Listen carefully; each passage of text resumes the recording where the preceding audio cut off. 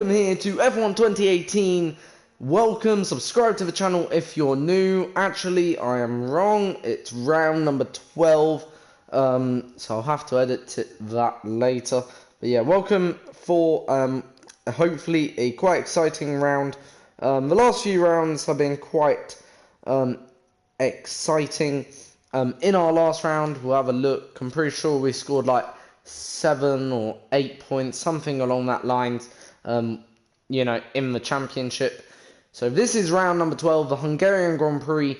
Quite looking forward to this round because obviously, yeah, it's Hungary, but at the same time, I'm quite I'm not gonna over predict, if that makes sense, because I believe a lot can go wrong in this round, because basically this is the round that, in theory, I would say probably doesn't suit our car at all. So, therefore, I'm sort of, how can you put it, not expecting the greatest round for us. But, nonetheless, doesn't mean that we won't crack on with it and try our level best.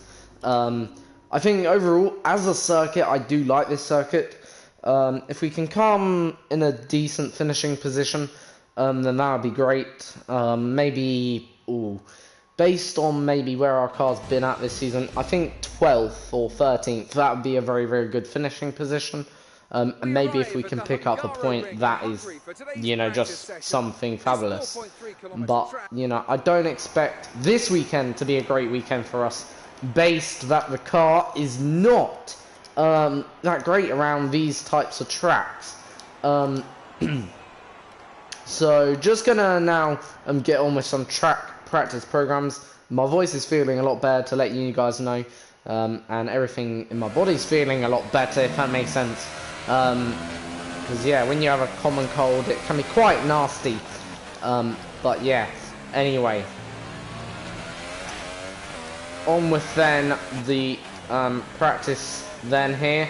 So not too sure on the corner names here at the Hungarian ring, but yeah, so many great moments has happened at this circuit, some of which that, you know, have made drivers very, very famous. Like, most memorable probably moment that stands out for me personally, after watching back so many replays of this circuit, have to be, I think it was the 1997 Hungarian Grand Prix, when Damon Hill was leading this race in a Arrow.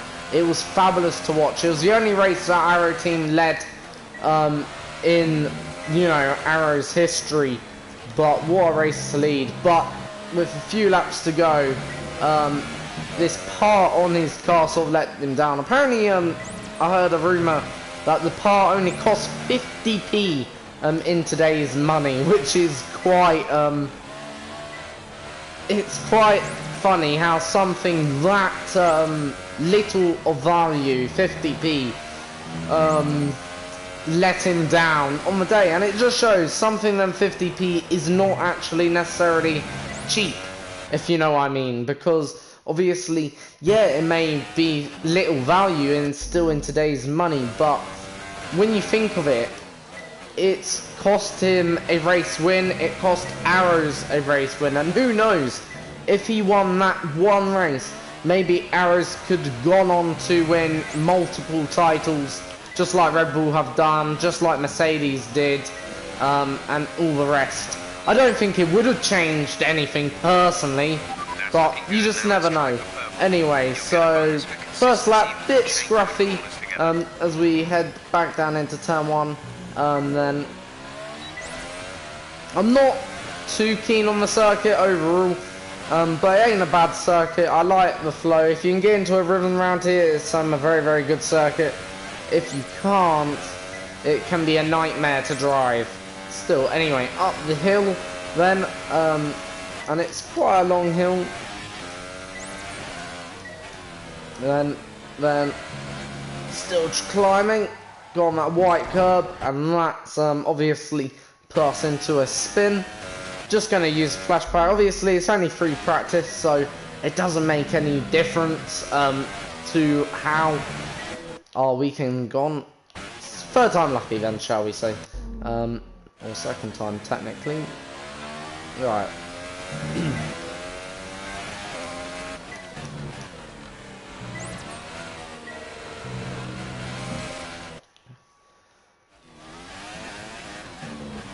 So yeah, right, so I'm not good through that.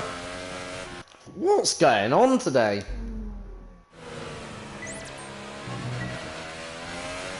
Alright.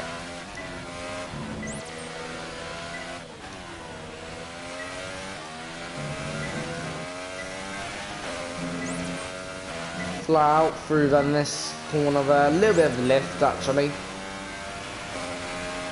The fastest middle sector, apparently, despite all that trouble.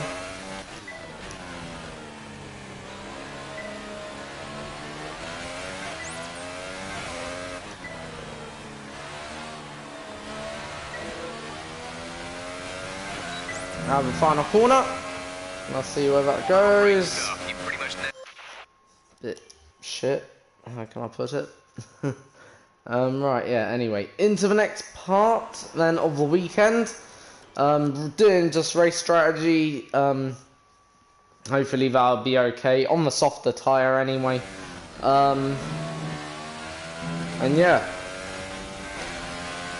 Now, if you're new around here, please go check out all my other videos. Leave a thumbs up, subscribe if you're new as well.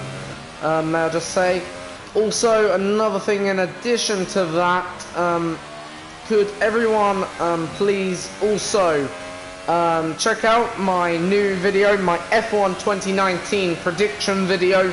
It's where I go through the list of drivers and what order I think they will finish this Formula 1 Championship 2019 season in.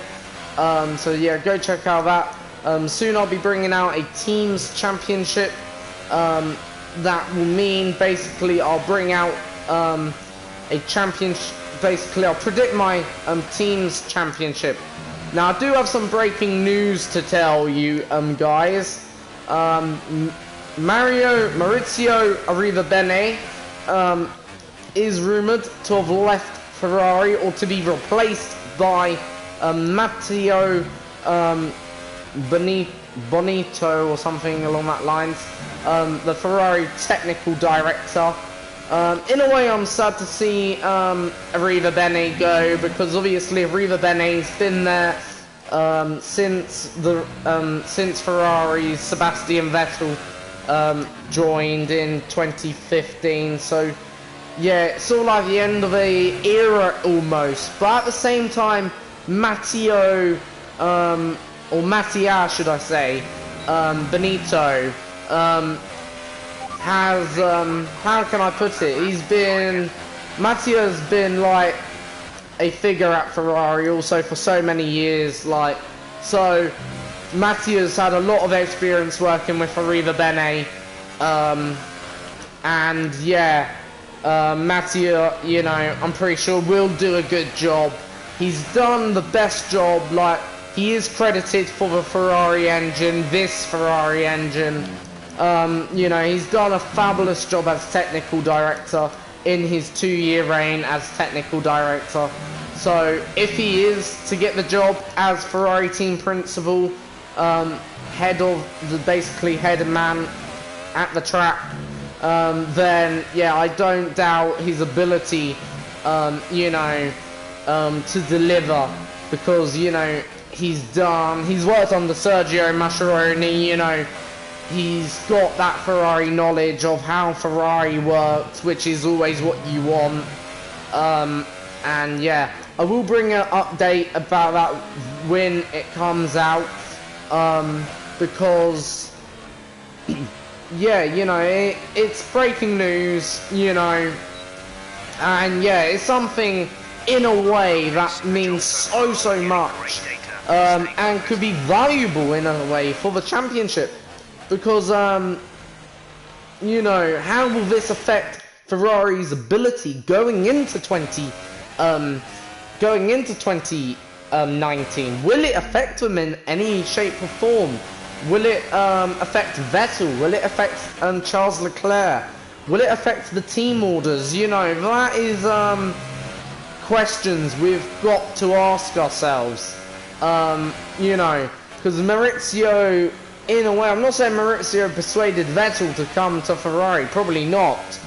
But Maurizio and Sergio and the Ferrari team, you know, while Maurizio was the team principal, Vettel would have known who was going to be team principal, and Vettel would have had to consent to that in a way, I would have thought. So yeah, you know, it'd be nice though, but Vettel will still have the same group of engineers on his side of the garage of what I'm aware. He'll still have, you know, similar people. So I don't think it will affect Vettel. Will it affect Charles Leclerc?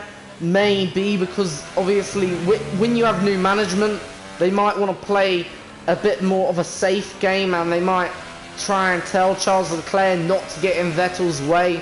So if anything, that might help Vettel maybe a little bit more. So yeah, we'll just have to wait and see. But it hasn't been confirmed by Ferrari as of yet. It's only been confirmed by local Italian media sources and the F1 source. So there's been no official confirmation of the change in position. However, it's most likely true when the Italian sources obviously local to the team start reporting stuff like this, then yeah, it's going to be 9 times out of 10 correct information. However, we have heard in the past that, you know, rumours, and they've turned out not to be true. So let's not jump on that bandwagon just yet, but when it does come to light, then we will certainly confirm that straight away here on my channel, to confirm. I've already put a post up about it on Facebook, because yeah, you know, like, I think it'd only be right to give a bit of a tribute to Maurizio. So yeah, I'll just say what Maurizio's achieved. So during his 4-year reign over Ferrari, he's obviously had 2 drivers, Kimi Raikkonen and Sebastian Vettel, during his 4-year reign. He's led Ferrari to 2 consecutive second place finishes behind Mercedes, and a third, and overall during his time at Ferrari, 3 second place finishes. Also, he's helped Ferrari secure a 3rd place finish in 2016. During his time at Ferrari under the hybrid era, he's also given Ferrari 19 race wins. 18 of those were Sebastian Vettel wins, 3 of which came in 2015. The other 10 came in 2017 and 18 respectively. And yeah, also helped Raikkonen in some sense to his first race win in 100 and I think it's 13 races or something along that lines. So yeah, for Maurizio, he's had a quite successful reign, making Ferrari the 2nd most successful team in the V6 hybrid era, which in a way is quite a nice thing for Maurizio. So right, we're going to jump into qualifying. We did our most best practice session there. Let's see where we finished. So we finished in 16th. Yeah, I think the car isn't going to be that great around here, as I say. However, let me just talk you also, because obviously it's only fair I give a tribute to Maurizio, like I said earlier. So yeah, I'll just say some other things.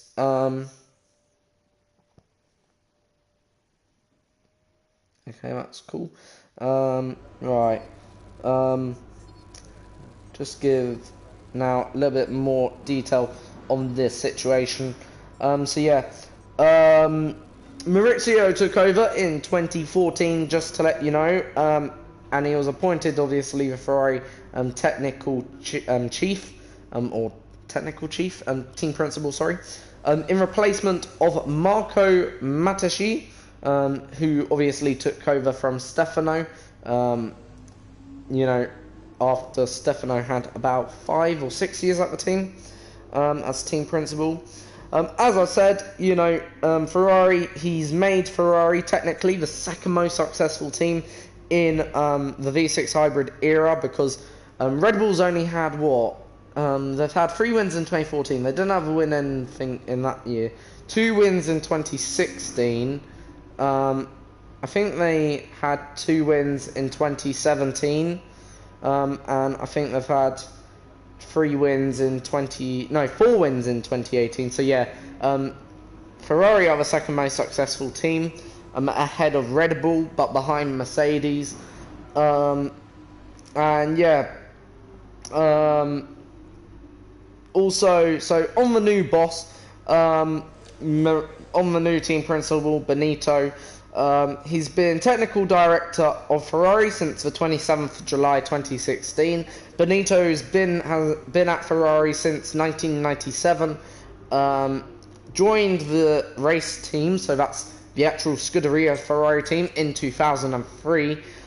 He was also born on the 3rd of November 1969, making him nearly 50 years old, the exact same age as Michael Schumacher, and was born in Switzerland, Lucerne or something like that. And yeah, but yeah, as I say, Benito's been there since 2003. Mario's been there also a long time. Both of these, you know, are certainly, you know, people to, yeah, both of them are people to thank for what they've done. So yeah, you know, so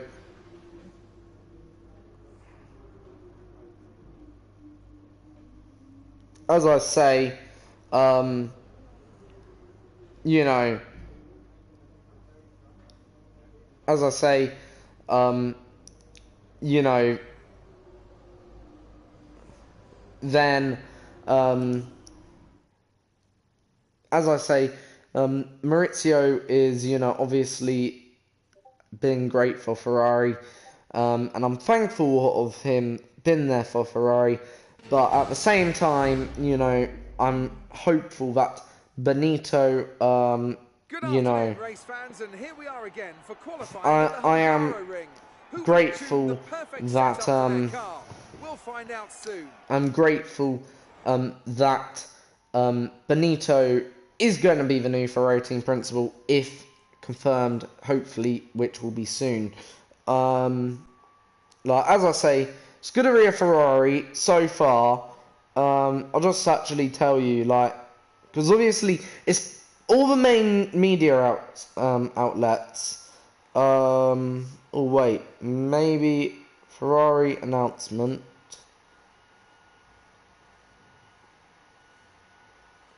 So actually,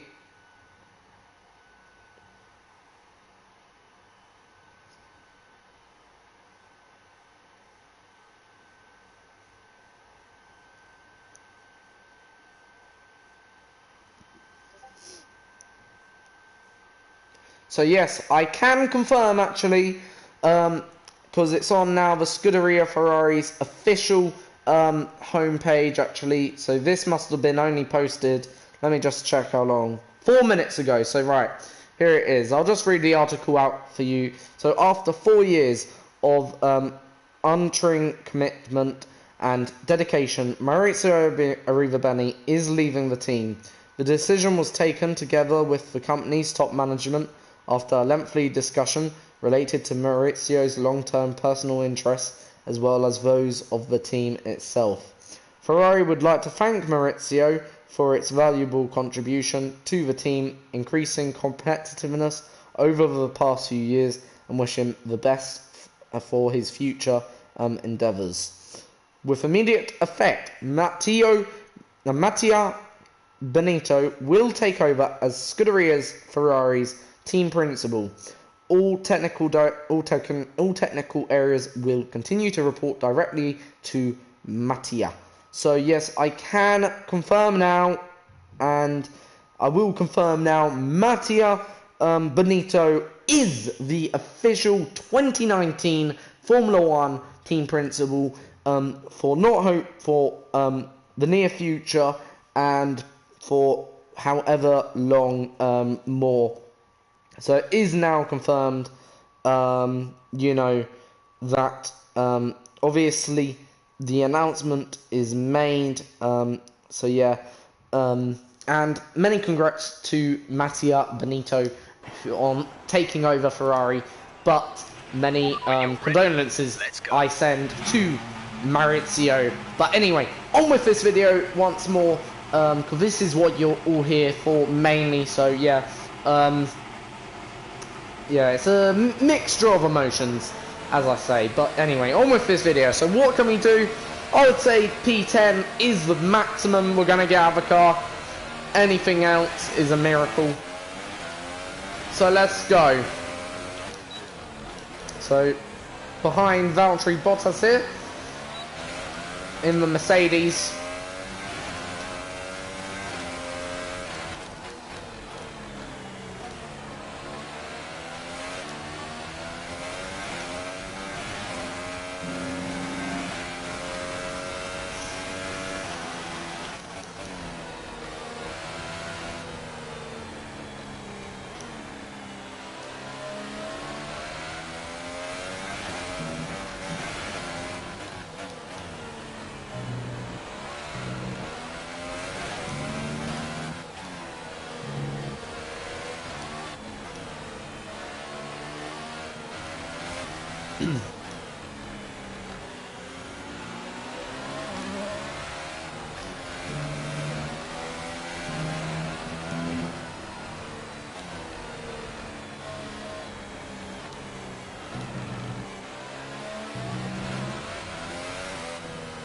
Right.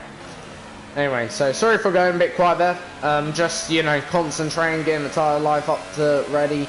And out of the final corner then we go then on our first flying lap, hopefully. Hopefully it'll be a good one. Let's see what we can do here at the Hungaroring. Down into turn one. Reaching top speeds of around just shy of 200 miles per hour then here at the Hungaroring through turn one. Sort of got to slide the car through, rear end getting a little bit away there, but that won't lose us a little bit of time, but not too much. Into turn two then, long turn two, got to be patient, then get back on throttle straight away, flat out through turn three, up into turn four. Now blind turn four, quite hard to spot, and you've got to get that just right, and there we go, that was literally on the limit and perfect, but turn five was a little bit scruffy through turn six, 7. Now we come into this more technical downforce sector through 8, 9. Now we got to go through 10, which is flat out more or less. Then 12 can be also once again quite tricky. Not having cleanest middle sector towards the end. And there, Perez making the lock up in front of me, who's obviously on an out lap. So he might want to get going because he's now compromising my lap. And he's only compromising his own lap. Where will this put us? We're certainly ahead of Van Dorn, but behind Valtteri Bottas. So there we go. We'll turn down the engine now. So not bad, not great though. So yeah, Grosjean going ahead of us. There are certainly areas where we can improve on this lap, but we will have to take it for now.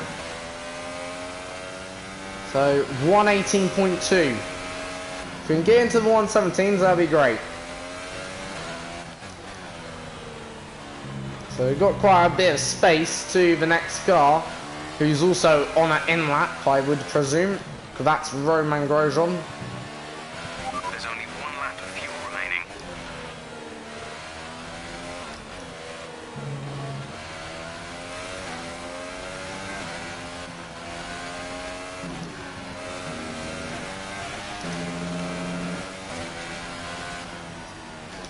So there are notable areas where I think I can improve. Hopefully I'll be able to deliver them areas in the next lap. We may go out for a second run straight away. I'll have to wait and see.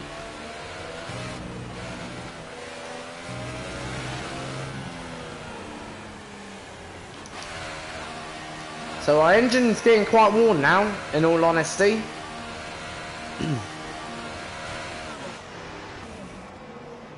Same with the MG UKH. Obviously it's round 12. I don't know whether I can change my engine yet. If we divide... I don't think we can. Let me just work out. 21... Wait. 21 divided by...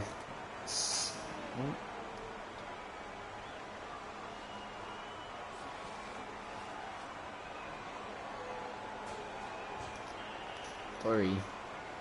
So make 3 changes per season. Just working out though how many. So this would be the 3rd change, and this new engine would have to do. I think it's after this race we can change. Why am I on this page anyway? Want to go to there because that's the thing. Right. So sat in P9. That's all right. Gone now, getting demoted down anyway. We're going to go out again because we're only a few tenths ahead of our teammate. Actually, we're a second ahead. Wow. Remember, this is on 97% AI. Like, we're still slow, don't get me wrong, but at the start of this career mode, I think my teammate was ahead of me, or on par. Now my teammate's almost a second slower. It's amazing.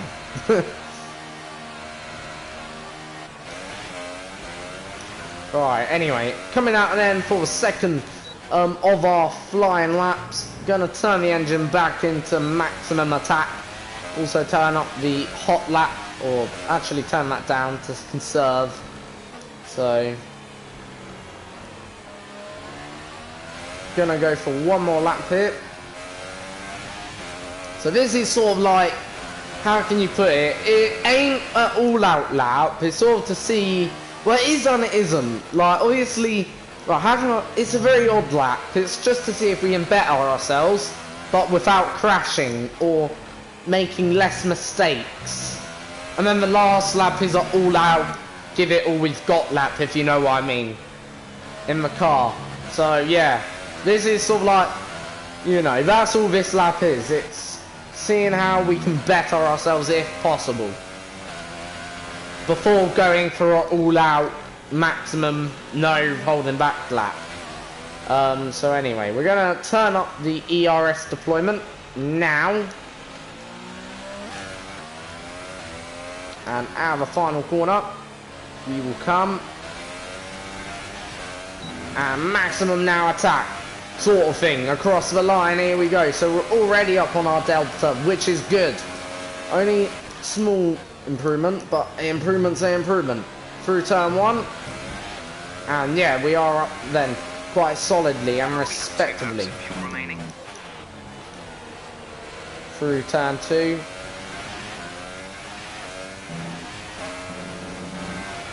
And up into turn 3. Right, so gonna continue on. No time gained or lost. And I was gonna say that this was not meant to be a maximum attack lap, and I've sort of just jinxed it. Oh well. Right. We'll start from here. This is where it went a little bit wrong. Right, there we go.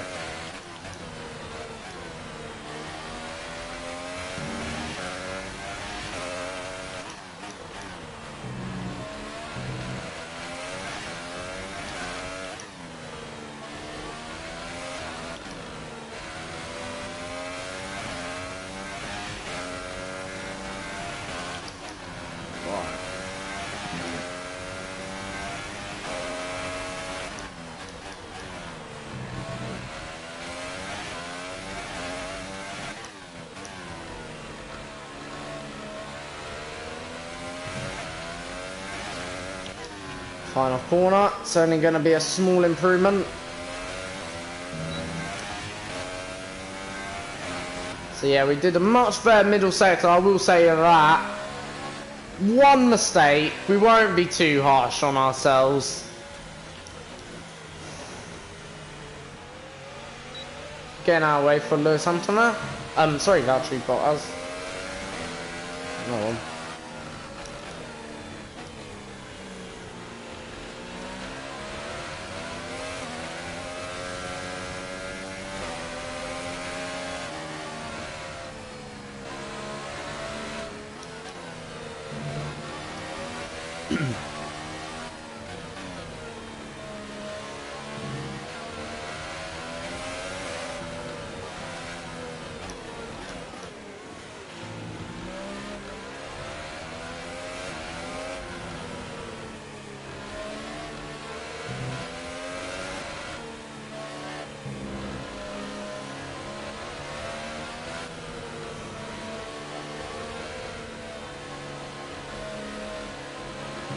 Quite nice this, driving side by side with Valtteri Bottas. Let's have a look on the replay. It's quite nice when we go side by side properly. As you can see, us two are great drivers. That's how come we can go like this, side by side all the way. Sort of compromising himself. I don't know why they're not just going through. Right, well, there you go, well done.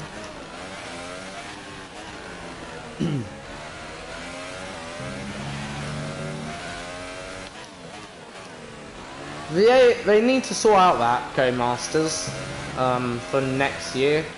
Like, the AI does this weird thing. When you're on an in lap, they won't go past you. When you're on an out lap, and they're on an in lap, they won't let you past. It sort of makes it feel very, very awkward. Like, because obviously in real Formula 1, like, obviously when you're on an in lap, you stay out the way, and that's what I was doing. I was staying off the racing line. And when you're on an out lap, or on a racing lap, the other guy's meant to let you through, if that makes sense. And also they don't gap it right. They sort of train, if that makes sense. Like, it's very, very awkward, like, if you know what I mean, for me as a player, because obviously it's very, very confusing. You don't know how to gap it yourself then, you know, like, it just feels awkward. Right, anyway, we're gonna go out now for our second lap. It's saying insufficient time to complete the lap. Don't tell me that means no more time. Oh days. Right, if we can get out, we need to fly somehow. 25. Oh, this is gonna be close.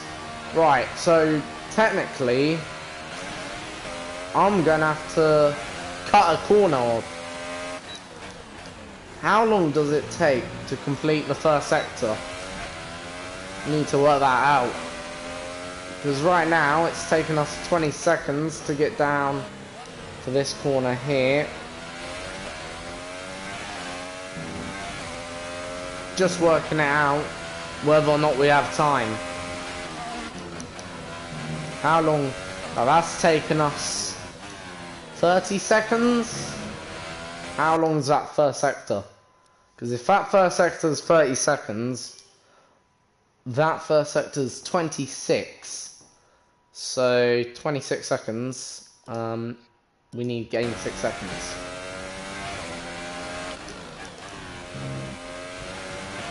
Please. Right, that's worked.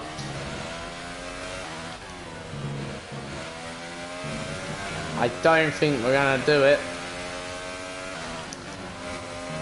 How long the last sector?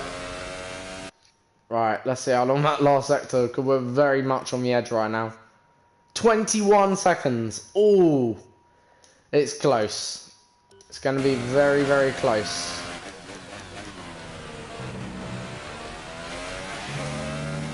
If we're gonna do it, we're gonna do it by the scrape of our teeth. Right, we need to turn everything up. I don't think we're gonna do it. 3 seconds, 2, 1, no. We needed about another 3 seconds. In the race, we can still come away with something. Disappointing, Jeff, ain't the word. Qualifying is complete and we're all set for an... Right, that's not good, of course. Lowest position I think I've started this season, in all honesty. Not great.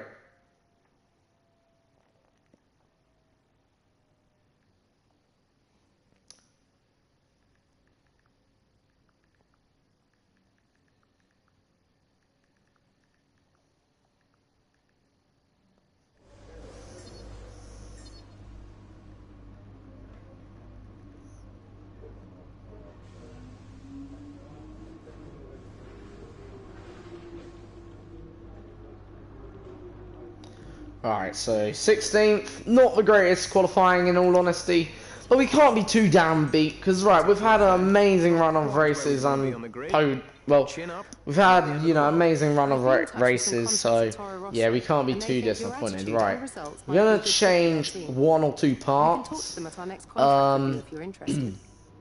not going to change the engine, we'll leave that to the next race. So then at least we've done half a season with this engine as well, and we've only got Belgium, Italy, Russia, Japan, USA. Probably have to take an engine penalty at some point, but I don't want to take... I'd prefer a fresh engine for Belgium and a terrible engine for Hungary, and have the fresh engine for Belgium and Italy. Then that gives us best chance of scoring points in them 2 circuits, if you know what I mean. And right now we're sat in a quite decent, I think, P8. Yeah, P8 in the championship. And in fact, we're quite comfortable in P8, because right now Fernando Alonso's miles away from taking P10. So even if we have a poor end to this end to this season now, we've got like sort of miles of advantage over Fernando Alonso. So therefore, you know, like we're sort of very we're not in a very comfortable position, but we're in a reasonably comfortable position, if you know what I mean. So yeah, we've got a nice gap to Fernando Alonso, like in that sense. We've got a decent points amount even to Nico Hülkenberg. We've got like over 15 points of a gap to Hülkenberg, and when you're in the midfield, 15 points is about what, 2 good races from one driver, and 2 bad races from me. And obviously Belgium and Italy I'm expecting to be good based on last year. So yeah, right, I'll hand it over to Anthony Davidson and Crofty. With some exciting racing to boot. Who can forget Michael Schumacher pushing his old teammate Rubens Barrichello up towards the pit wall in 2010, or those great races of 2014 and 2015 as well. We're northeast of Budapest for the race today at the 2.7-mile Hungaroring circuit. 14 corners here, 8 to the right and 6 to the left, on a track where downforce is king and passing is notoriously difficult. Anthony Davidson joins me again for the race today. Now I want to ask you about Charles Leclerc. As ever, the threat of unreliability is never far away, and indeed they'll be starting out of position today due to a power unit component change. So it's going to be a difficult task to move forward from there. Everyone has to deal with penalties or reliability issues from time to time throughout their career. You just have to suck up the pain and get on with the job at hand. Today isn't about performing a miracle to put the car back where it should be. It's about effective damage limitation. Well then, after an exciting qualifying session yesterday, let's take a look at how the cars line up. Daniel Ricciardo starts from... Right, don't need to look at that. So yeah, as I say in the last video, I think Red Bull are out of the championship, if you know what I mean. So I think this championship is only now a few horses between Ferrari and Mercedes, if that makes sense. Even though Mercedes down in 14th, that's Lewis Hamilton then. Starting down in 14th. What happened there? I think we went into anti-stall mode. Let's just have a quick look on the replay. So I tried to engage the clutch. What actually happened? Ah yeah, we went into anti-stall mode. Or we stalled it. So yeah, a bit embarrassing that is. Bit of a concern, if you know what I mean, for the actual getaway launch. Because I wouldn't want that to happen on the actual getaway. But nonetheless, so we're starting in 17th. And we've just been disqualified from the formation. I will skip the formation up for once. It never hurts. But yeah, yeah, we're starting in 17th, presuming others got penalties anyway. 5 red lights for the 12th time this year. And lights out, and away we go then. And it's been a great start for Charles Leclerc. Charles Leclerc already powering his way up into 16th. And that's me already down into last place. We're going to go on the outside. Charles Leclerc comes across violently, does not watch us at all. And obviously we are down into 18th, but he should have been more vigilant, Charles Leclerc. Certainly, because obviously that could have been our race over there and then. We had to 100% take avoiding action to save ourselves. Right, Pierre Gasly now in front of me and Charles Leclerc brake checking me almost. So is Charles Leclerc trying to take me out of this race or what? If he is, it hasn't worked so far. But yeah, Charles Leclerc certainly been a bit aggressive. And Pierre Gasly and Leclerc fighting side by side. They've been side by side now for a few corners. However, this is sort of damaging my race and their race in a little bit on this first opening lap, because obviously it means we cannot obviously get past properly. Right, Charles Leclerc is in 17th. A good finish today, maybe P15 I would say. I know that's lower expectations than usual, but yeah, I just don't know. There's something about this track that doesn't suit this car, of course. And yeah, what can I do? My teammate's also in a similar position, but that was a manoeuvre and a half on Charles Leclerc to get back into P17. So yeah, that's nice work from us then. Charles Leclerc not looking that fast in this race, surprisingly. Obviously, I know it's the Hungarian Grand Prix, so maybe those who would be fast in a normal race, like at a circuit like Belgium, Italy, may not be as quick today because of car issues, if you know what I mean. Hamilton still in 15th. So yeah, that's poor from Lewis Hamilton, who's obviously a championship contender, I would say, in some respects. For Lewis Hamilton, obviously, you could argue he hasn't had the greatest season up to this point, but yeah, he is only 35 points behind. So, you know, if he doesn't score here, it'd be hard to see him winning this championship anyway. Vettel doing the fastest lap last race. Well, Vettel did the fastest lap many times actually last race. It was incredible to watch, because obviously, you know. Anyway, Charles Leclerc sending one now down into turn 1. We go a bit deep, hitting Charles Leclerc a little bit as well for good measure, but successfully defending off that position. So Pierre Gasly is next. In the Toro Rosso in 16th. Obviously Charles Leclerc putting pressure on from behind in 18th. So yeah, currently in 17th right now. And Brendan Hartley going slow. Hamilton has had issues there. So yeah, a little bit of a collision with Lewis Hamilton, but I don't think we've lost any damage to our car. So what happened here? Hartley, sorry, puncture. So yeah, puncture for Brendan Hartley, and what drama there. So Lewis Hamilton sort of goes into the rear. Why did Lewis Hamilton follow? Oh, I see what happened. So he went off track because of a puncture a little bit. Hamilton tried to take avoiding action for going right. Hartley went left as well, right? Sorry, and yeah, basically contact, damage to Hamilton's car. Now, did damage come off my car? Let's have a look. No, just a bit of tyre bashing there from myself. And Hamilton's got right bogged down, so Hamilton's a victim in this, and in last now place with wing damage, of course. So yeah, not good for Lewis Hamilton. Obviously a championship contender, and in a way for Mercedes this is a very important race, because of course Mercedes, if they don't score good points here like Red Bull, they could effectively in the second part of the season be out, if you know what I mean, out of the running to win this title, because obviously they need the points. Anyway, we're going to get on with this race still, cracking on. Pierre Gasly is next in 14th. Obviously, we've gained 2 positions through all that drama then. And Brandon Hartley is certainly coming back to the pits. He's in the final corner before the pit lane. So he should be making a pit stop now.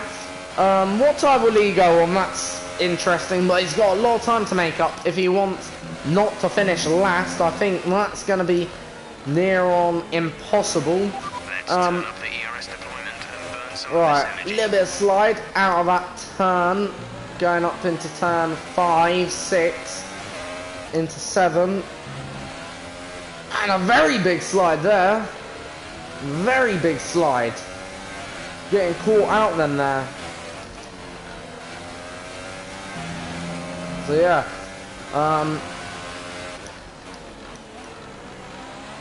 haven't used a flashback so far, which is good to know in my opinion. Nice actually. Haven't had to use one. Last race I've only used one, so in fact the last few races I haven't used many flashbacks, which is quite nice actually. Shows I'm getting better actually when you think of it in terms of my driving. So Pierre Gasly, 1 second away from us. Now what's interesting here, we are gaining actually quite quickly on the field in front, me and Pierre Gasly. Pierre Gasly gaining a bit quicker, which suggests he's got a bit more pace to offer. But we are gaining as well, we can't forget this. So yeah, we have to remember that, because this could be crucial. Now in terms of pit lane, it's going to be a bit busy. Hopefully we'll have a clean pit stop, a good pit stop at that.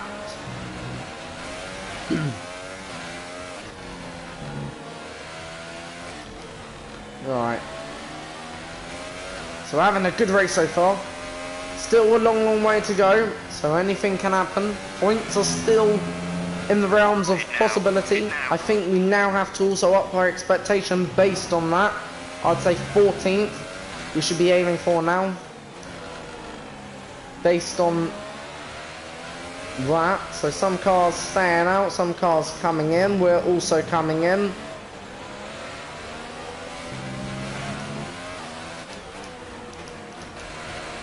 In we come. Gonna also turn down the fuel to save a bit of fuel, hopefully. Right, in we come. And go fresh tyres. Come on, we can go. Come on, that's taking the absolute peanuts. But we have jumped a car, I think. It was Gasly. Okay, stay clear. But it was Gasly ahead of us or behind us? He was behind. So we're now behind Perez.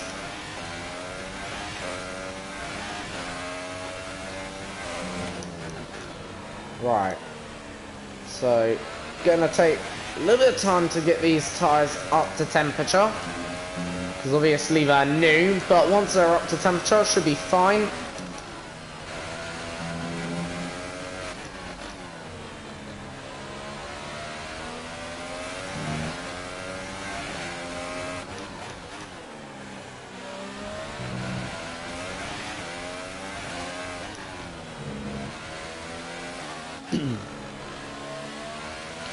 Alright, so doing a good job right now.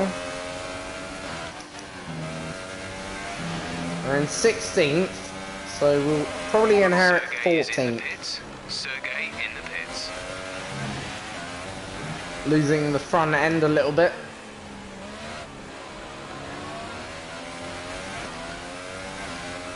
Front end just didn't want to rotate there. Right.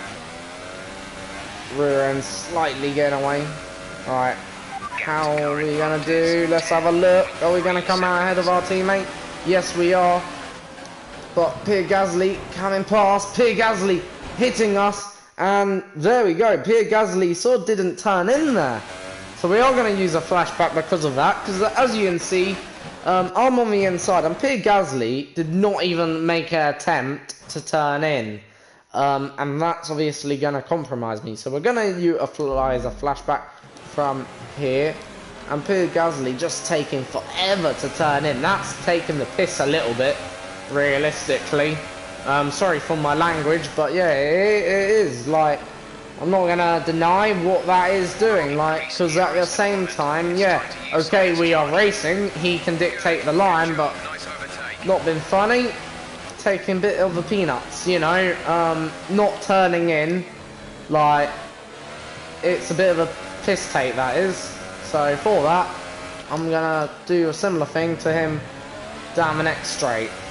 Our engine is quite warm though, we do have to bear that in mind. And yeah. Right, through this middle sector, anyway.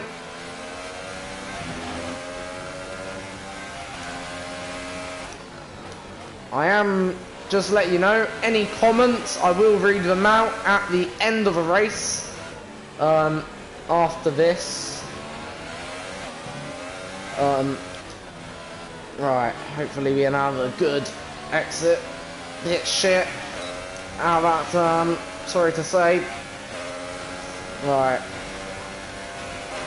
Turn 2 we'll have a lunge, if we're close enough. Come on.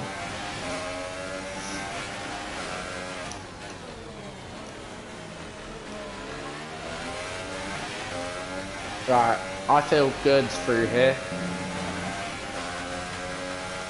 Do we go for it?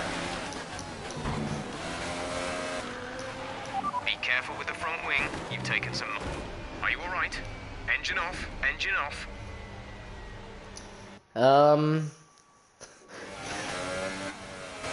That was our fault. I'll just read out then the... Right, should I use a flashback or should I not? See, are you playing... Oh, I'll read out some comments. Yes, I am playing on console. I'm playing on PS4, to let you guys know. And I am playing on the pad controller technically, so yeah. Thank you for your comment. Flashback it, bro. Okay, thank you. Yeah, why not? Alright, we won't try a stupid lunge like that again. We will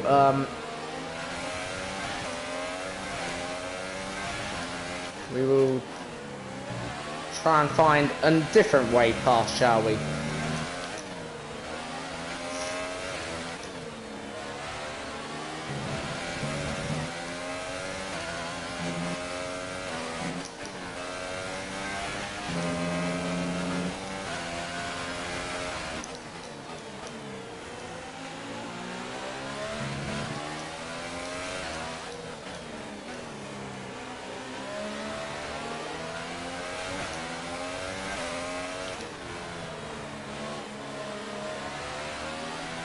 Right. Lap 9 now of the 18 laps. Use overtake. Jeff, I don't think overtake is going to do much. Been a second behind right now.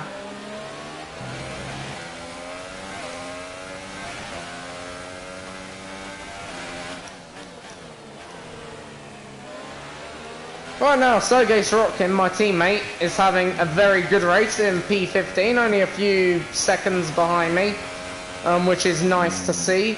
Right now, Lewis Hamilton is quite far behind. Where is Lewis Hamilton? Lewis Hamilton's in P19, but that's due to, like, he had a very bad start racing with Brendan Hartley. at the start of a race. Then obviously Hartley had his puncture, which basically caused a issue between him and Hamilton. I made a little bit of contact with Hamilton, but nothing that affected the ultimate result of that issue with Hamilton. So yeah, Hamilton's right now in P19. Obviously right now it is season 2 in this career mode. In terms of a championship, if let's say Ferrari win, well, if Ferrari have a very good race, which they are right now, I think they're in 2nd and 5th? No, 2nd and 6th, whereas Mercedes are only scoring 15 points. So, yeah, basically, Ferrari are going to stretch their lead in the constructors and drivers. It would mean sort of, in a way, be over 35 points then.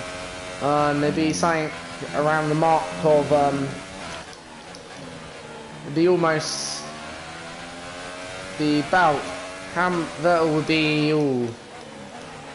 would be 53 points ahead of Hamilton with about 7 rounds to go. I think that's too big of a gap to, you know, overhaul with that many races. Like, right, we're gaining now on, I think that's Ericsson, because we're already past Leclerc. So Ericsson is up next for Sweden. I think he's Swedish.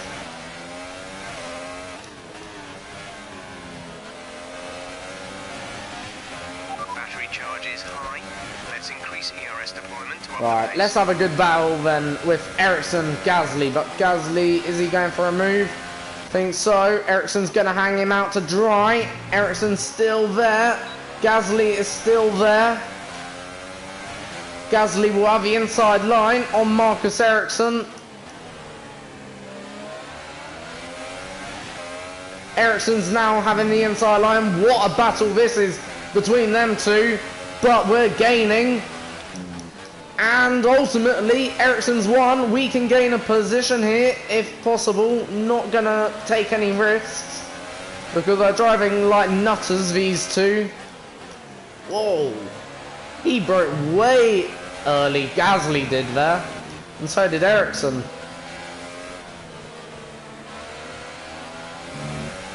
Right.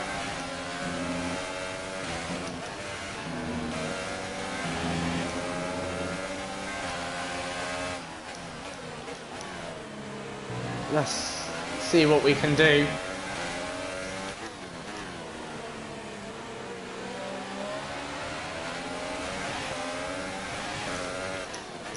I'm going for it. I've gone for it. And I've got it. Thank you for the like, must say. Subscribe if you're new as well, please. That'd be very much appreciated.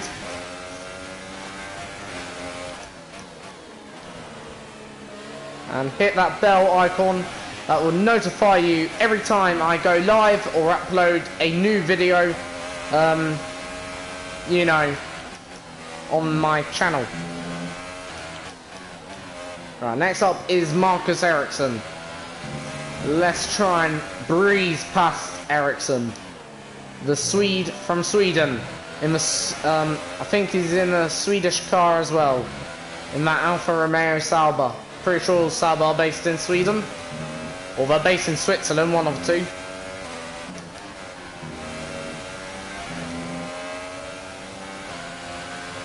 Can we get past Ericsson? Bit slow, Ericsson, actually. Ericsson's off to, I believe, IndyCar next year. He should do okay in IndyCar, Ericsson. Or shall I say this year, technically. Because we're in 2019 now. Right. Alright, exit, not the greatest. Gonna put it up into overtake mode. Hopefully we'll have a good run on Ericsson down the next straight.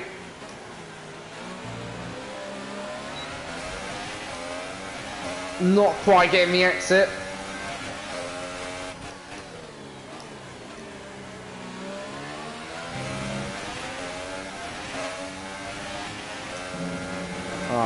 This time we're a lot closer. We're going to the outside, and Ericsson's not going to leave me the room. We're still going to try it down the outside. Yeah, Ericsson's sort of not leaving me any room there, so can't get past. So we're going to have to sit behind him for basically another lap, unless there's any other areas where we could maybe have a quick dive down the inside. Through here, of course, not.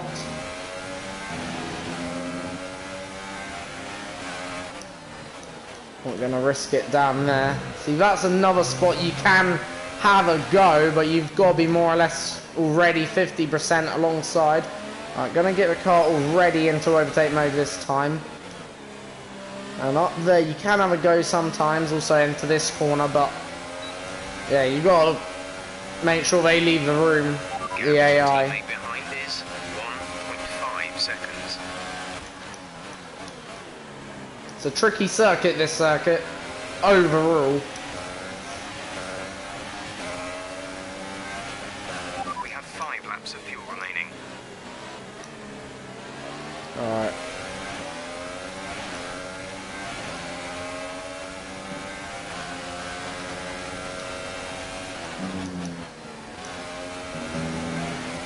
Gonna sort of back out of his dirty air right now. Because right now this is affecting my tyres a little bit. Feel the front slightly hot.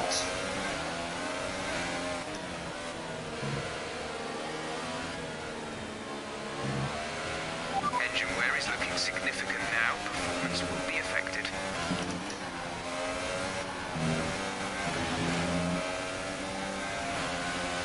Alright.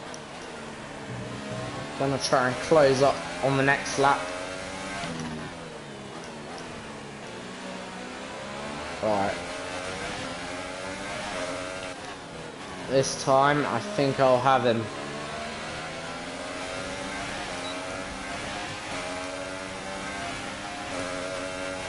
Come on. Right, we're gaining. Sending, down the inside we go on Marcus Ericsson. That's us up into P13. Long time overdue that was, and there we go. Oh no, sorry, P12. So there we go. That's a decent result.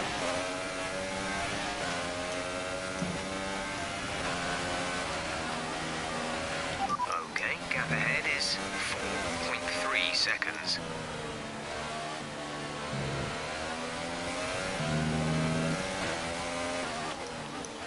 Alright, can we gain on any others?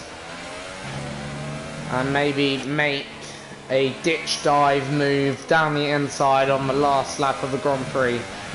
That would be a fantastic result if we can get Perez. Very much doubt it. I very, very much doubt Perez will be able to get, or will be able to get Perez. Sergio is what, 3 seconds ahead of us right now. That's a big, big gap.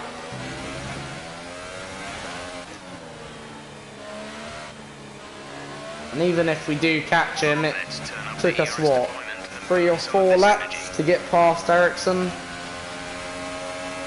Oh, and Ericsson's coming back at us. I'm feeling a bit useless in terms of its engine power now.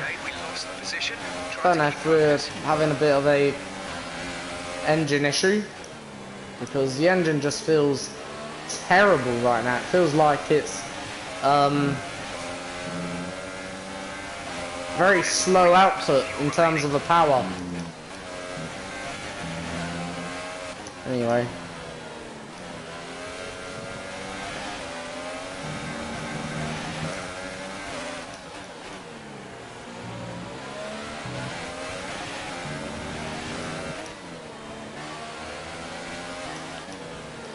Two more laps to go then.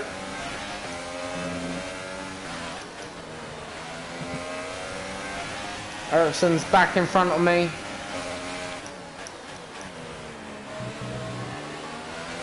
Perez is, well, someone's going slow in front. Oh. Breaking news, Kimi Räikkönen is out of the Hungarian Grand Prix.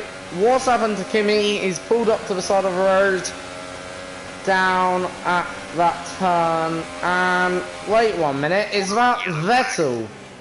Sebastian Vettel's going slow as well. So, points are on offer here. Right, we better get a move on. Green flag. Sorry to say, but Ericsson, you're not having Vettel. I do not care, because that is a point.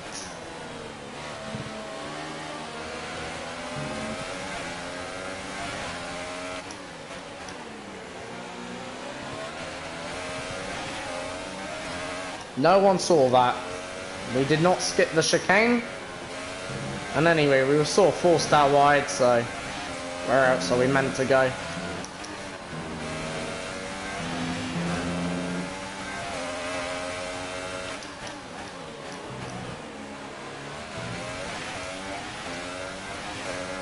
There we go, that's Vettel.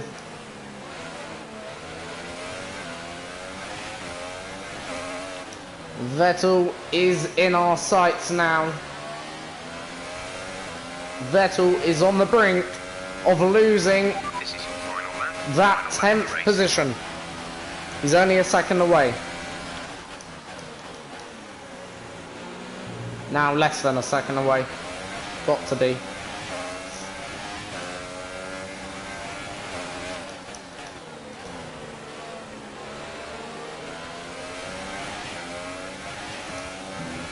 Alright, come on.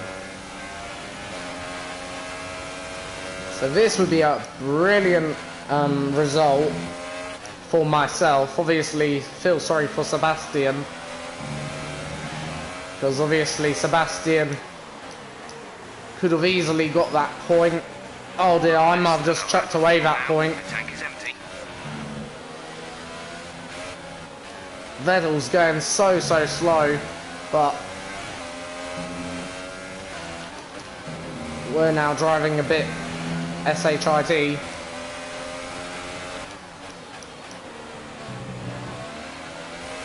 Sort of putting me off how slow he's going. Alright.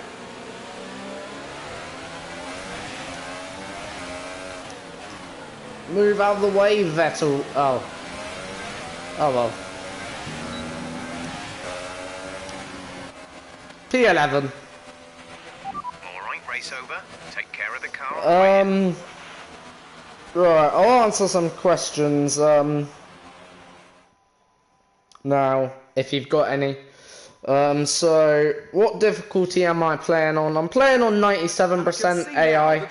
I feel like it's not too hard, but it's not too difficult, if you know what I mean. I meant not too easy. Like, and you get nice racing. Like, because the AI on this game, they're pretty damn slow. Majority of the time. How did Fernando Alonso get on the podium? Jeez, that's a surprise this season. I was saying actually before this race started, Fernando Alonso is a long way behind me in the championship in terms of points. Now he's only what? So then, it's 22 points behind me. Yeah, I'm playing on 97% AI difficulty. So yeah, so get in any questions if you like, and I'll answer them. I think I'm going to give it to Daniel Ricciardo. He's come So, through the yeah. field so well today, you know, well deserved. On to the constructors then. It was a tough race for our championship leaders who lose ground at the top of the table. There was also a strong showing from the McLaren team today as they make their way up the standings. Well, what a weekend that has been. Please join us next time for another thrilling instalment of this Formula One season. Could have got a point there, but we didn't. Oh well. I'm pretty sure in Belgium we'll be much stronger. Anyway, because this race was basically luck, if in some regards. What happened to Hamilton was unlucky. So yeah, right. So in terms of championship standings now, yeah, based on championship standings, Vettel is now leading the championship, still by 5 points, ahead of Valtteri Bottas, followed by Daniel Ricciardo in third. 11 points, so quite close between them three actually now. Lewis Hamilton 37 points behind championship leader Lewis Hamilton. So yeah, that is a big points difference between Hamilton and Vettel. I wouldn't say it's impossible, but if Vettel finished in a much better position, it would be impossible. Raikkonen 42 points behind, now 130. Verstappen moves up into 5th, 39 points behind. Any other change in terms of the championship? Carlos Sainz up into 13th with 21 points. And Stoffel Van Dorn now moves up into 15th. I think Van Dorn was one of the only drivers so far not to score points. So he's scored points now with that 6 points to his name. Which ain't bad actually for that race. And then that.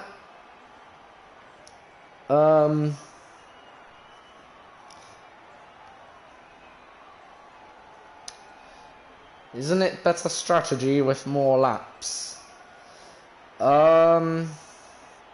Yes it is, I guess. It does make things more unpredictable in terms of strategy. But in a way, no. Because you can still get a one-stop race from a 100% race distance. So, you know what I mean? So, like, this race is actually a one-stop race in real life.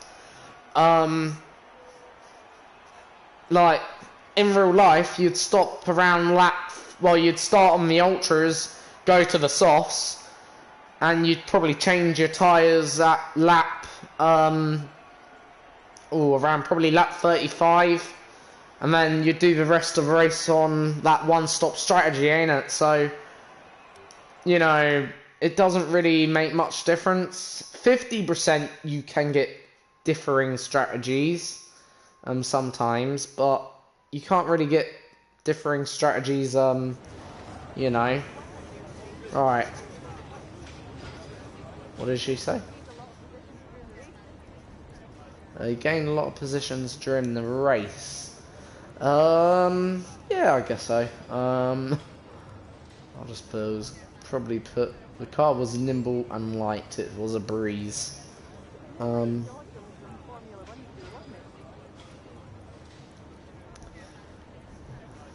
Ooh. Yeah, I guess it felt a bit like a bit like Dodgems. Can't really hear her that much through the thingy-majingy.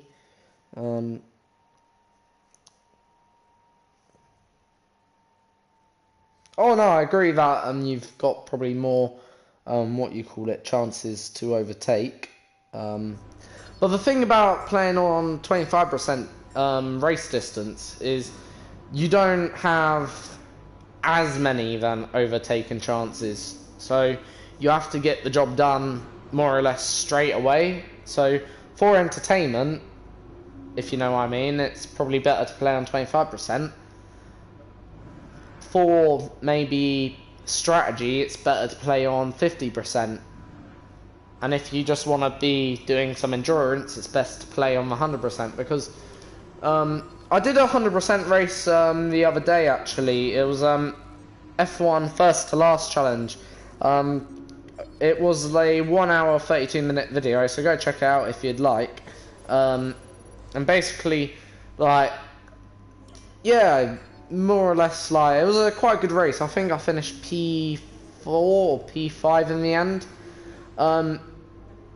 Like, I didn't do any commentary because my voice was very, very sore, had a cold sort of thing. That's exactly the kind of result I'm looking for. Keep it up. Yeah, basically, At Toro Rosso, yeah, and they we, think your attitude you know, and results might be a good fit for right, their team. We can talk to them at our contract renewal. to renegotiate your contract. Here you can see the current deal. Right, Once negotiations begin, the team will make you an offer. You can accept if you like, but I strongly let's suggest go you push for better 13th, terms. go hard as team goal. I want 2, 2, and then 2. Let's see. They didn't like those terms. Let's try again.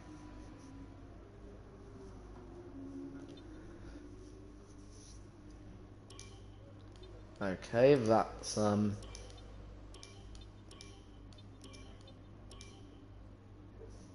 Our proposal has been accepted. The new contract Right. will take effect from the next race weekend. That's good. I'm saving up at the moment, just to let you know, because obviously, last season there was a regulation change, so if there's another regulation change this season, at least then, usually it happens around Singapore, Japan, Russia, that's when we'll know. So after Japan, going into the US, I think it's USA Grand Prix, we should be able to know whether or not we're safe. And after that Grand Prix, Japan, we should be able to start spending. I won't spend until probably Abu Dhabi now, the final race, so therefore we'll have a decent car. I'm going into Melbourne for the first race of that season, season 3 technically.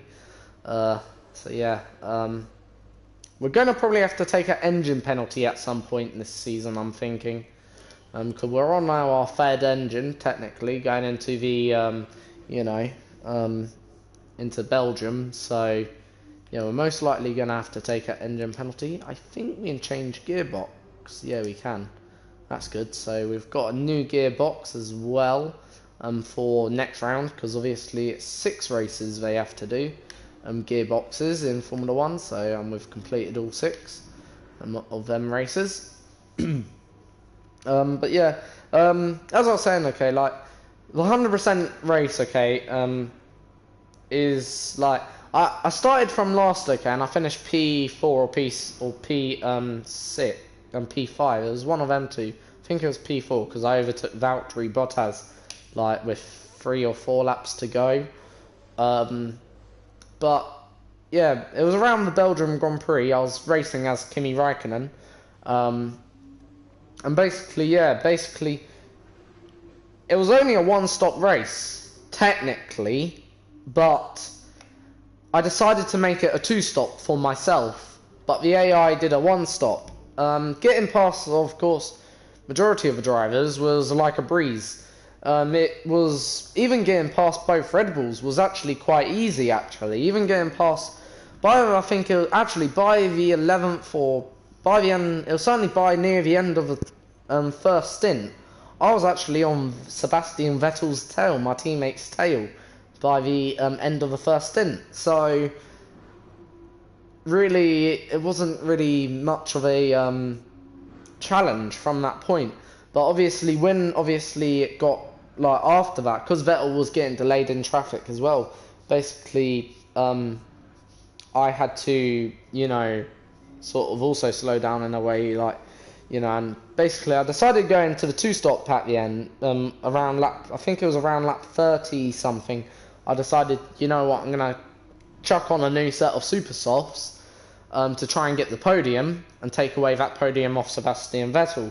Now, initially, it was going good, but then obviously, I didn't have enough pace to really make that, work, so I decided to give up and just basically save the tyres, sort of thing, and the engine and all the airs and all that, and I basically decided to rail in Valtteri Bottas slowly but surely, and I overtook him with about 2 or 3 laps to go, and yeah, got 4th. But yeah, like, I guess a 100% race can make, the strategies more unpredictable.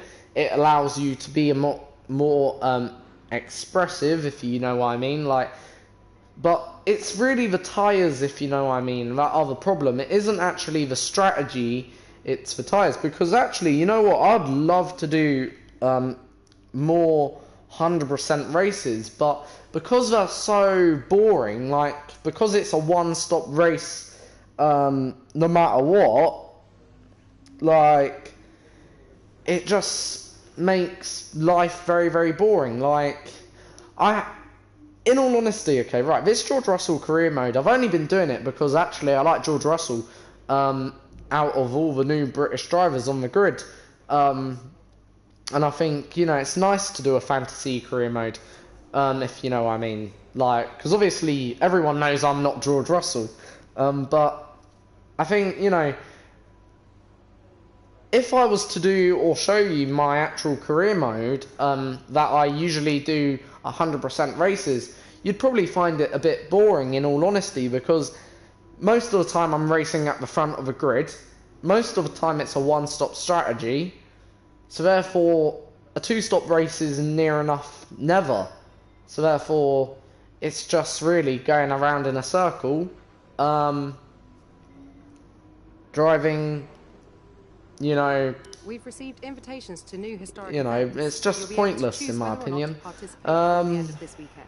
we'll do a overtake challenge, and then we'll select the tyres, and then yeah, I think it's 1996 Williams we're driving in now, quickly for this challenge. I wish, with these challenges, Codemasters would make them mean something, if you know what I mean, like made a reward for it.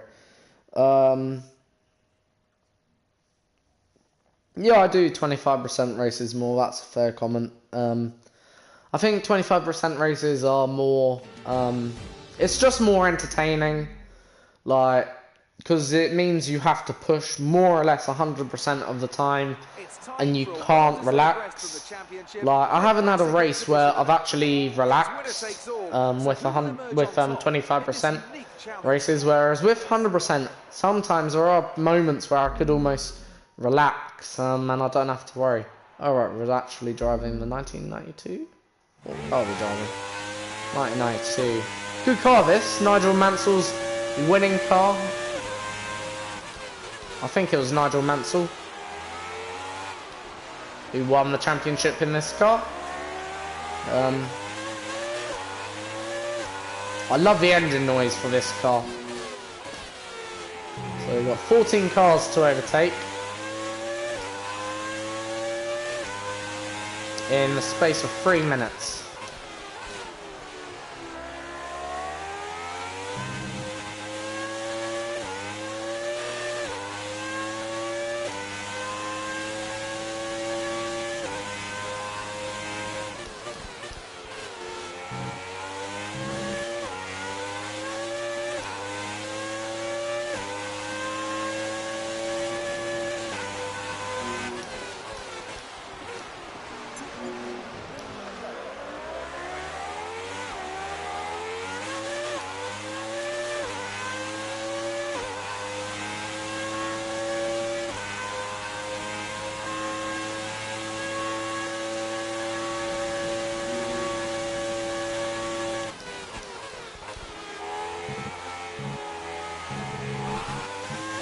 Touching the War of Champions there.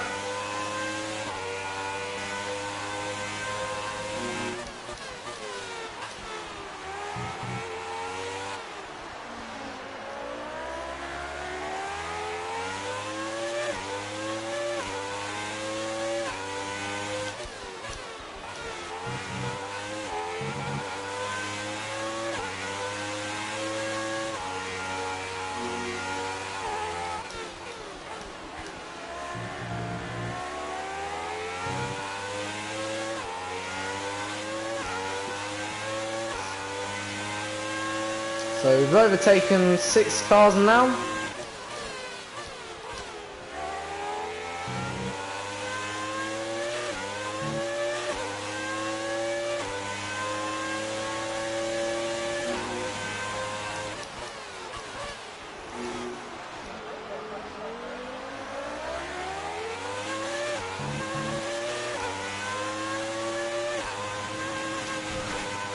Oh, sorry.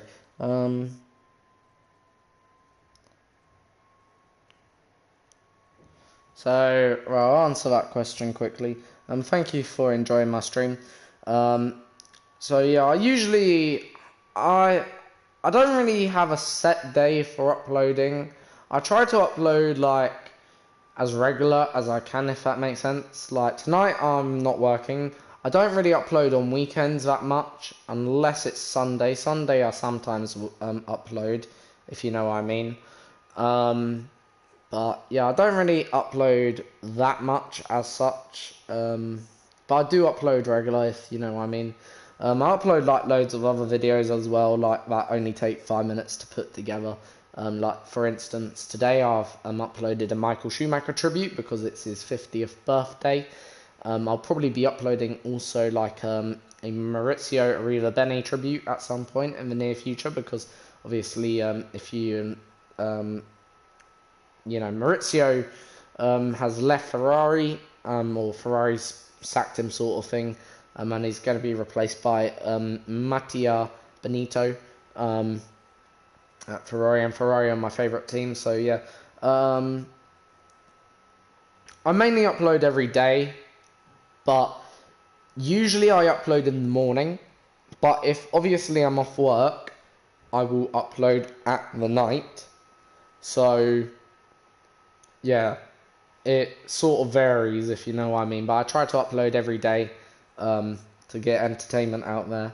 More videos, the better, more entertainment for you guys. So yeah, thank you for enjoying my stream, and come back soon.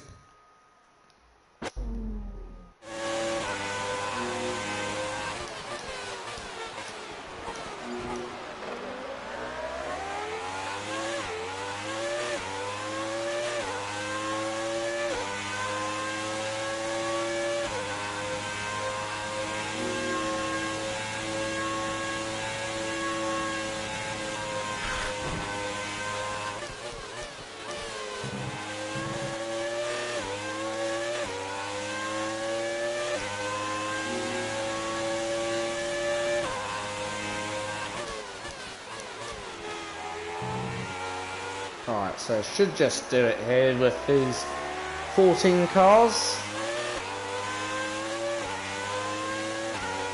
Should have about 30 seconds remaining, if I've calculated it well, hopefully.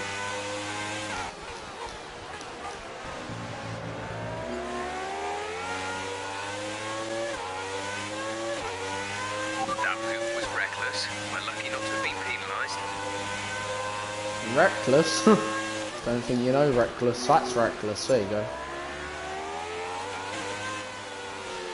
Oh, balls. Anyway.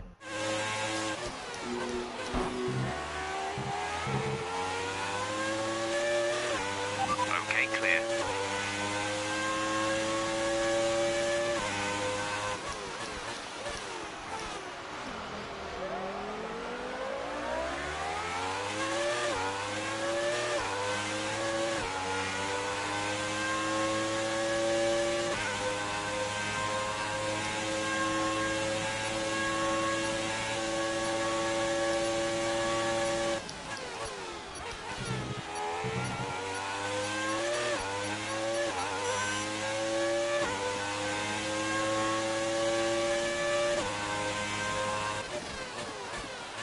Thank you, and you enjoy your evening as well.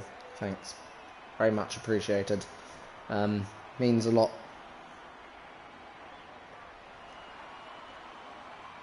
Right. So that's that passed just about. Now gonna select tyres for the next race, so you guys obviously know what's going on for the next race. So gonna take obviously softest compound like always, and yeah, basically let's hopefully have a good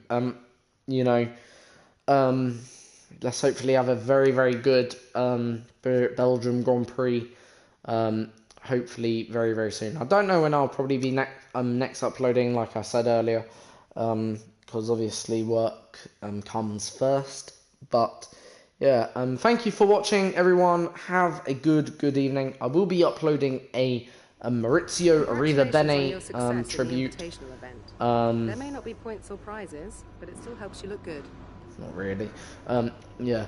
As I was saying, I will be releasing a Maurizio Arrivabene and they think your attitude and results might be a good fit for their tribute team. to him, because as I said earlier, it is confirmed Maurizio Arrivabene is no longer Ferrari team principal for 2019, and he'll be replaced by Mattia Benito with immediate effect, which means Mattia Benito is Ferrari's official Formula One team principal for 2019.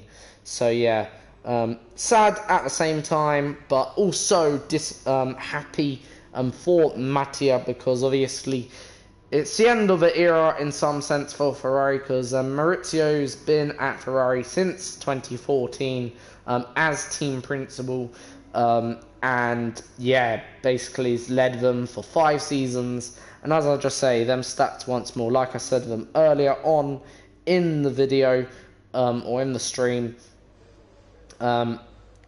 Maurizio obviously was appointed Ferrari team principal at the end of 2014 in replacement of Marco Matashi. Since 2014, has Maurizio's appointment, Ferrari have finished second in the Constructors' Championship 3 times, having won 19 races, making them the second most successful team in the hybrid era of this V6 engine. So yeah, many congrats to him on his career at Ferrari and whatever he does next.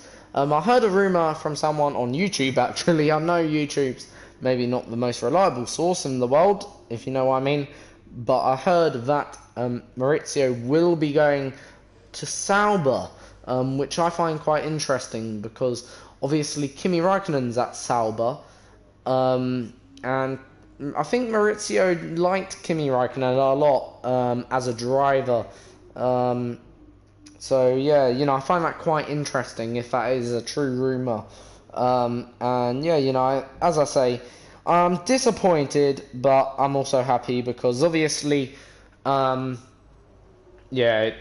think change is good. I think, a big team like Ferrari, they need change. And even though Ferrari has done well in terms of championship on track, I think, a lot of the things off track at Ferrari, are still, how can you put it bluntly? There's a lot of things wrong at Ferrari still in that Ferrari Foundation team. And I think Ferrari need to address them issues. And yeah, I think even though Ferrari may have success next year, they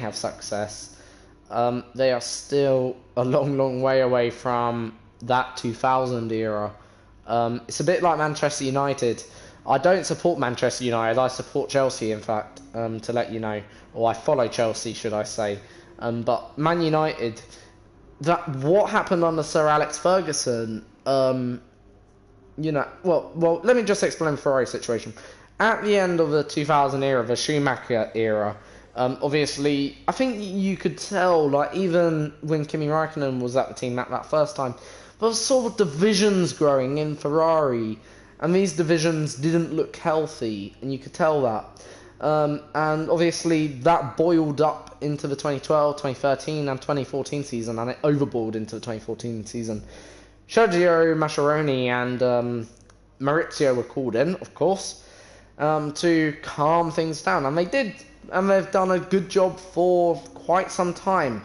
But I don't think the wounds are healed just yet at Ferrari, because Mattia now been team principal just shows that there's still issues at that Ferrari team. But as I was saying, like a bit like Man United, I think at the end of Sir Alex Ferguson era, you could see some tensions rising, because Man United were successful, they've always have been successful, but Man United at the end of that era, in my opinion, at the end of the Sir Alex era, I think you could see some tensions, like, Sir Alex, was winning less, in fact, even though he did win his final Premier League in his final season, but he was winning less. I think his team looked weaker, he was losing players a lot. If you know what I mean. He had to bring in someone like Robin Van Persie, and I don't doubt Robin Van Persie's ability, great player, but Robin van Persie, not the best for Man United. And yeah, and now look at where they are, 6th in the league. They've had many poor seasons to forget, and yeah, that's about it. So yeah, thank you for watching, everyone. Please leave a like, put a thumbs up to this video, and have a good evening. And yeah, let's see what we can do next time out in Belgium, round 13. Siri, don't speak. My phone there going off. Quite funny. Did we get a new thingy? Part 30. Oh, you're having a joke. You're having a joke. Ah. So that's bad. That's very bad. Unless I was from ages ago, maybe. I can't remember when that part was meant to arrive. Some dampers they were, heavy dampers. And yeah. So yeah, once again, leave a thumbs up. Have a good evening. Have a good night. See you all next time for round number 13, the Belgium Grand Prix.